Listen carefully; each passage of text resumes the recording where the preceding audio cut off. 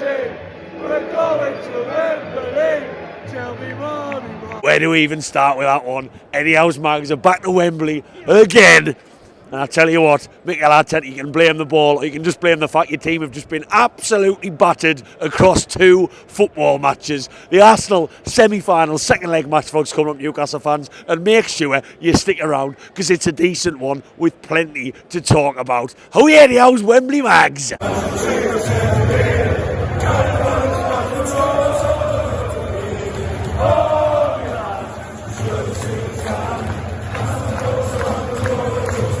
It's match day, Newcastle fans, and my God, is it the biggest match day that feels like the match day that ever was? Don't even think that made sense. That's how nervous I am. And look, I cannot explain on this video what the last 48 hours have been like, and I'd like to hope that every single Newcastle fan watching this has felt exactly the same.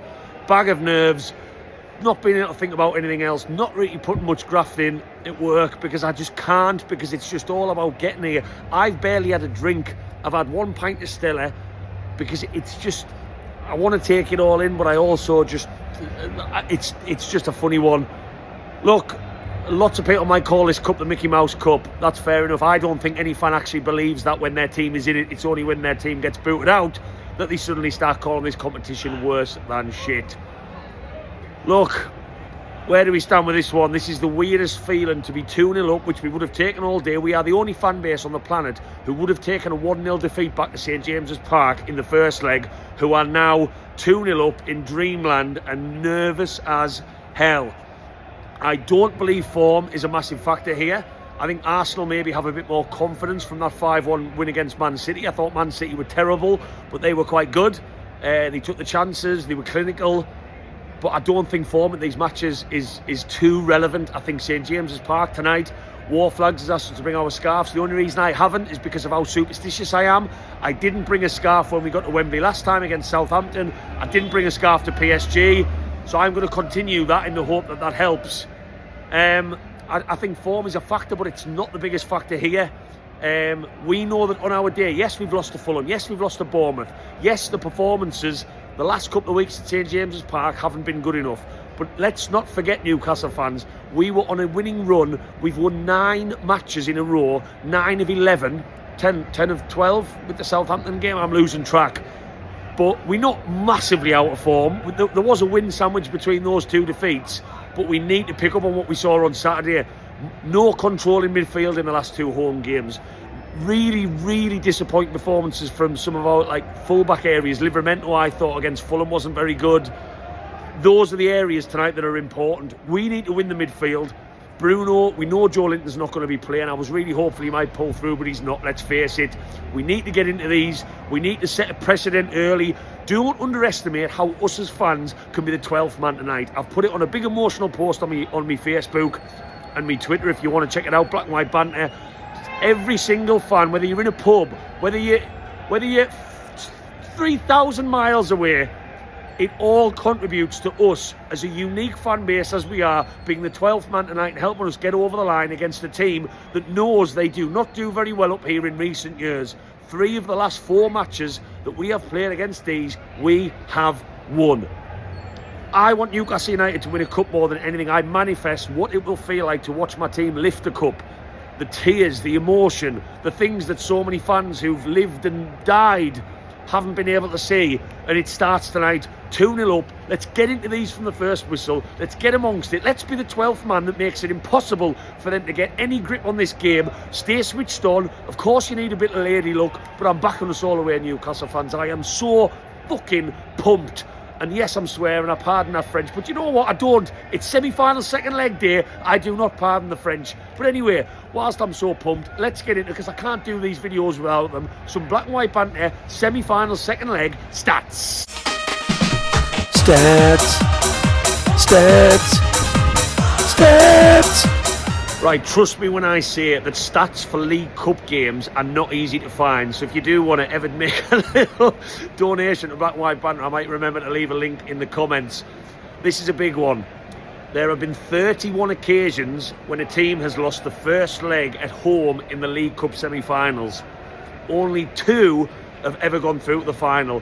Whether that is the worst stat that I've ever churned out for jinxing my own football team.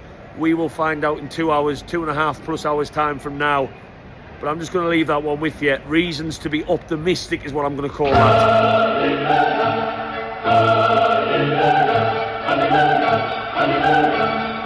God, I've really dug deep with these. Keeping with the same theme, there has been 32 instances of teams being 2 goals or more down from the first leg of the semi-final of this competition, and only one single one has ever gone through. So many reasons for Newcastle United tonight that hammer home how big a 2-0 lead is away, bringing it back home. We all dreamt of it. Honestly, I'm doing my best here. I'm doing my best here, Newcastle fan. And to finish, I'm not giving you anything negative tonight. I'm not feeling positive. I'm feeling the biggest nervous wreck who just needs to take a massive dirty shite. Just in that little bush behind us, I think.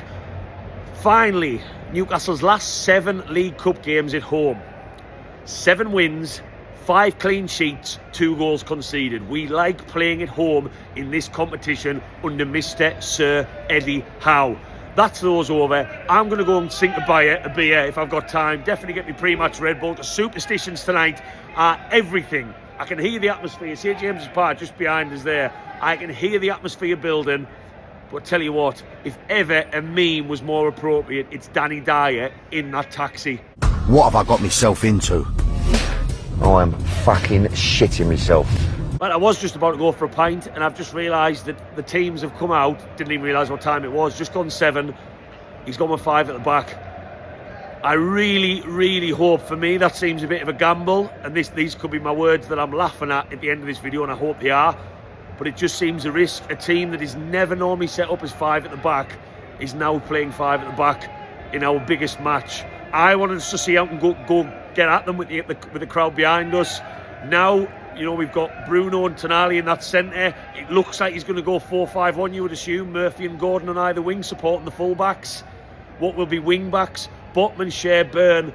Wow, I was not expecting to see 5 at the back. Does that give Arsenal another level of confidence? Maybe. Am I worried about that formation? Yes. But am I going to keep the faith and go and absolutely sing to hopefully by the end of this video, I'm croaking like Kermit the Frog. Bring it on, Newcastle fans. Bring it on. This level of nerves, it just tells you what your football club means. I should be upstairs. He asked me to go 20 minutes early, but I needed a bev. I needed a fucking drink.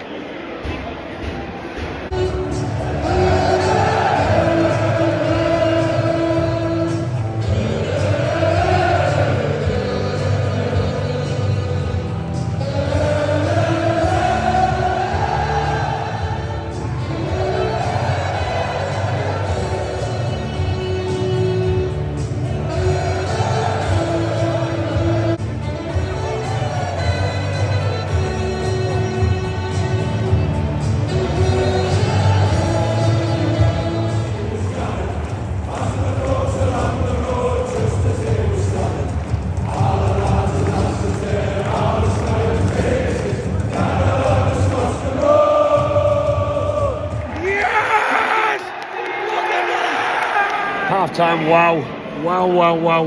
Look, football is small margins. Odegaard hits the post. We have one that I'm being told is marginally offside. Amazing finish by Isaac. I wasted the good celebration on Isaac. My Red Bull went fucking flying. Absolute limbs. The limbs are always wasted on the offside goal. And then we go 1-0 up. Fantastic reactions from Murphy. Brilliant. I thought Botman's been fantastic in this 5 at the back system that seems to have caught Arsenal off guard. Tonali's been brilliant. Isaac is terrorising them. Just give them more reason to knock one out over them with the curtain shut. On to the second half we go, 3-0 up. Surely this cannot go wrong now. Keep at it, stay disciplined. I'm proud as punch the boys after our first half. Up the mags, come on.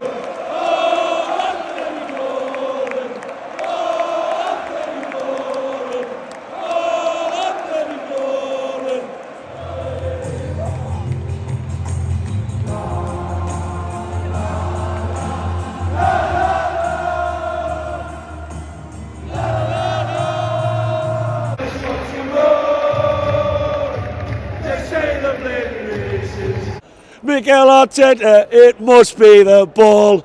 Wembley again, Wembley again, Wembley again. Ole, ole. Right, go on then. Give me some verdicts on that. 4-0 over 2 legs, bullied in their own backyard, bullied in our own backyard. Gordy, Mr. Jester, sum that one up. That was how we should play every week. Yeah, we keep saying it, big teams. That was like, that's what we should be doing week in and week out. They brought nothing. That was like us. We control that start to finish. What did we do well tonight? Everything. There's nothing we did wrong. That's fair. Yeah. We controlled that game. Game management was class. That was, yeah. I'm going to go and get a suit measured just like Dan Byrne. And he's gone to get his suit measured. I'm going to swivel around to you, Neil. Right. What am I supposed to say after that? Well, what are you supposed to say? He said everything. You're getting your suit measured as well. Aye. So obviously you're going to voice the same things with everything well today. Everything. Eddie Howe started 5 at the back. We briefly talked about it before the match started. We didn't really know what that was about because he doesn't do that normally. Do you think that worked perfectly, or? I think everything worked. It's just because the effort was put in, wasn't it? Yeah. That was it. Everyone plays. And who was if you had to give a man of the match tonight, who would you give it to? Oh, fucking hell. Yeah, tough question, I know, tough question. Really tough. Dubravka made a really good save in the first half. He did. Without that, it would have been 1-1 in the first half. Mm-hmm. Bruno was really good. Mm-hmm. Bossed it in midfield. Gordon was really good. Tonali was really good. Give it to Bruno. Bruno. Yeah. Captain Bruno. Yeah, deserves it. Yeah, and That is the God's. If we play like that, the fans back. If we can go to Wembley, and the fans can go on the way they've gone on tonight at Wembley, we can play Liverpool, we can play Tottenham, we can play Real Madrid. We'll beat them. I'm going to swivel back to you, Neil. Slightly different question. He's just said we can beat them. I'm going to ask you whether we will beat whoever it is. We know who the two teams potentially could be. Yeah. Are we going to win a trophy this season? I mean, what's the point in going to a final if you don't think you're going to win it? That's what I like to hear. That's what I love to hear. You've got to believe. You do. And last time we were happy to be there. Would I be right in thinking the difference here is we've been there, we've lost, we want to head down to Wembley, head down to Trafalgar Square, enjoy the party, but come back with that trophy? Is that the difference this time? I think there was an element of that last time. We were just happy to be there. It was just a bit disappointing last time, wasn't it? Yeah. I think we just probably make a better show of ourselves this time, and come home with the trophy if we can. Yeah. So we're going to win. We're going to Wembley. We're going to win. We're going to win at Wembley. Whoever the opposition is. Tell me, ma. I will definitely not be home for tea, because I've said that on so many videos now, and I can now officially say that tea may as well, since September, August, from the second round against Nottingham Forest, that tea was never going to be on the go, because we are going to Wembley. And I tell you what, Mikel Arteta, every single member of Arsenal Fan TV who I've watched in the last 2 or 3 days, stick that one up your jacksie, because you have just played against Newcastle United in your own backyard. In our backyard, you have not scored a single goal, and I'll be totally honest with you, you've missed a couple of chances here and there, but you haven't really created that much. We were the absolute kings of shithousery from the first whistle of that first leg all the way through to the last whistle at St James's Park, when we cheered and celebrated with every single fan in that stadium. Before I get into the game, I am absolutely proud as punch of every single player in a black and white shirt. That was brilliant. That was absolutely fantastic. And I tell you what, them lot do not like coming up here. I think they dislike it that little bit more now, all 5,000-6,000 of them up in level 7. Enjoy the bird's eye view, but enjoy the long journey back. Yeah, I maybe sound a bit bitter, but I just think them lot claiming that referees have been guilty of deliberately sending off left backs against Wolves. It just goes on. And Mikel Arteta blaming the ball. It just goes on and on. If you wonder why there's become a bit of a rivalry, it's because you've come out with so much absolute rubbish. But anyway, less about that. Newcastle United are back at Wembley for the second time in 3 years. And let's get on to the game. Look, I thought first half we started a little bit ropey. First 5 minutes free kick, little chance here and there, and we grew into the game. And I tell you what, that Isak offside goal, my God, what a finish that was. I lost all my limbs, and my Red Bull went flying. We needed a mop on my row. but we kept on going. That didn't stop us. That didn't give Arsenal too much impetus. And yes, football is on small margins. Odegaard hits the post in the first half. If that goes in, it's a different game. And I'm not going to deny that for a second. We all worried about them scoring first. It's a different game. That didn't happen. We went on. Jacob Murphy, look, he gets a lot of critics from all angles. Yes, he's been in fantastic form this season in goals and assists, but he still continues to get critics. Fantastic reactions, absolutely brilliant reactions. Unlucky from Isak, brilliant shot, but the whole move was brilliant. And Isak, I talk about individual performance, he terrorised them, and we have a lead. And at that point, look, so many Newcastle fans were singing "Tell Me Ma, Me Ma" in the stands. I was thinking AC Milan, Liverpool. I was even thinking Newcastle, Arsenal 4-4 14 years ago to the day. And Tiote's son was even here today. How beautiful is that? So at half-time, I'm sipping in my beer. I even snuck a red wine up to the stands. Hope Newcastle United aren't watching this video because I just needed it. And yes, we were almost over the line, but we needed something else. And Gordon goes close at the end of the first half. But we go into that second, and I need to see that second goal back because it looked like Gordon was offside. I don't know how the ball bobbled. Maybe it was just where I was sitting. And at 2-0, we are celebrating because we are in Wembley. There is not a chance on heaven's earth that Arsenal are coming back to win 5-4 or even 4-4. They could not create what we did on that magical day thanks to Tiote 14 years ago. And from that point onwards, it was just discipline. It was just managing the second half. It was staying switched on. It was attacking when we needed to attack. It was that back five who, can I just say, I've already said on this video, I was worried when I saw Eddie Howe was playing a back five. I was really, really, really concerned because I thought, you know what? I've never seen him do that before. And that's a worry. That's a massive worry from my side. And I just thought that maybe might invite us on. But I tell you what, Eddie Howe, I often say people criticise him too fast. My worry shouldn't have been there. Because I tell you what, anyone who says he's too stuck in his ways in this 4-3-3 system, well, they can do one tonight. And that's probably me included from what I said before the game. Because I thought it worked brilliantly. I thought Arsenal weren't even expecting it. Because they struggle for goals at the best of times. Man City, 5-1. Man City were awful on Sunday. And they did get a bit of luck with deflected goals. But they struggled. Martinelli went off injured. Trossard was rattled. Havertz was rattled. And we just managed the game so well in the second half. We did have a couple of chances on the break. We did take the ball into the corner. Bruno did roll a few free kicks. But it was just a case of seeing it out. And my God, did we see it out. We saw it through so much that in 180 minutes against the title-chasing team, we haven't conceded a single goal.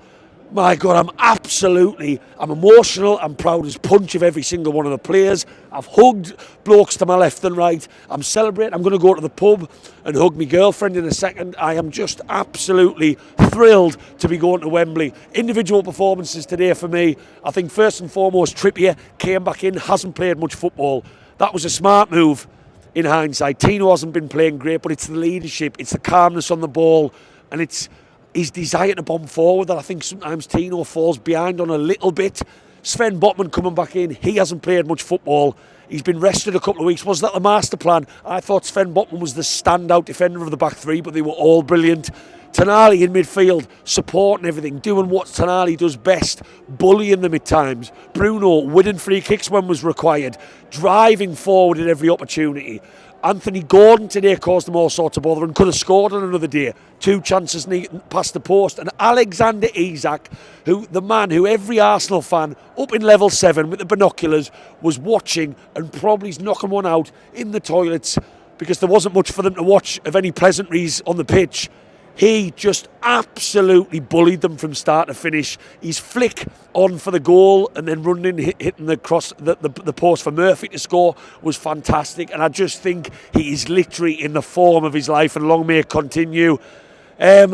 Newcastle fans, look, I've just been asking the question, can we go all the way? Well, I'll tell you what, when we go down to Wembley, and yes, I do already have my trains and hotels booked. I was that guy, and I haven't said it out loud because I knew it was a massive jinx. We are not there just to enjoy the occasion this time. We are not there just to enjoy a few cans, and happy to be there after 25 years. We've been there against Man U. We should have done better against a shite Man United team, and we didn't. This time it's different. Tottenham, Liverpool, both very attacking teams. We ran Liverpool all the way at St James's Park. We've got them to play in a couple of weeks. Who knows who the opposition might be? But I tell you what, who cares who the opposition might be? Because if we can play like we just did between now and the end of the season more often, chasing balls down, aligned with the supporters of the attack. And I tell you what, we can beat anyone, and I will say that loud and proud. We can beat anyone. I'm going to go and sing to being Newcastle fans. Eddie Howe's Mags. I'll back to Wembley for the second time in 3 years. And I tell you what, I've been joined by two gentlemen I haven't seen for a very long time to sign this one off. Gentlemen, are we going to go all the way? Sure, Come on. Are we going to go all the way? 70 years, it's over. 70 years. Right, Newcastle fans, I'm going to sign this one off. Drop that like, drop that follow, drop that subscribe. If you've stuck around this long, I'll tell you what, Eddie Howe's Mags are going back to Wembley again. And not this time just because we're happy to be there. This time because we want that cup in the cabinet. Keep the faith as always.